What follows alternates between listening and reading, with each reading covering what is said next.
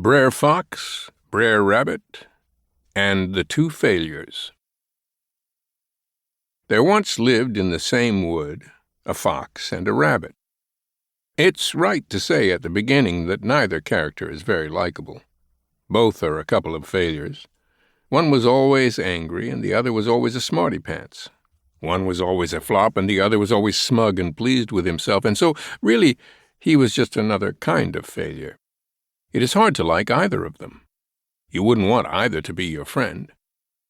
Let me give you an example of how Brer Fox and Brer Rabbit behaved to one another.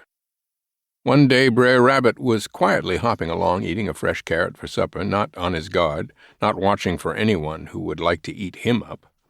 Then from behind a tree trunk out dived Brer Fox and grabbed him good and firm. He really got Brer Rabbit so that he couldn't move. He pinned him down on the ground and put his nose an inch away from Brer Rabbit's nose and opened his mouth and breathed all over his face. He said, "Gotcha, at last. Gotcha, gotcha, gotcha. Now I know what I'm having for supper tonight. Ha, ha, ha. At last. You are never getting away from me again. Never, never, never." And he licked his lips and his yellow teeth and laughed with triumph, remembering the many times Brer Rabbit had escaped him and humiliated him so that all the animals in the wood had laughed about Brer Rabbit's latest tactic in triumphing over his oldest enemy, Brer Fox. Brer Rabbit quickly composed himself. "I was looking for you," he said. "I had something exciting to tell you." No, said Brer Fox. "I've heard your stories 100 times. This is the end. Goodbye, Brer Rabbit. I can't say that it's been good to know you because it hasn't. No more tall tales from you." Okay, said the rabbit. "If you don't want to hear about the lemonade spring, then that's your loss." "The lemonade spring?" said Brer Fox slowly. "What do you mean?" "I just went around the very edge of the forest and discovered where a spring of lemonade runs into the lake.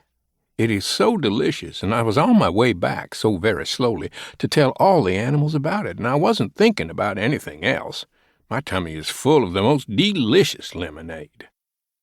If there was one thing that Brer Fox loved more than anything else, then it was lemonade. Wow! He could drink a whole bottle without stopping, and then he would sleep and sleep with the most marvelous dreams. "Take me there now," he said, not letting go of Brer Rabbit. "Well, okay," the rabbit replied. They went deep into the wood where it was quite dark and few animals lived there. "No, it's further on," he would tell Brer Fox as he grew weary of carrying Brer Rabbit.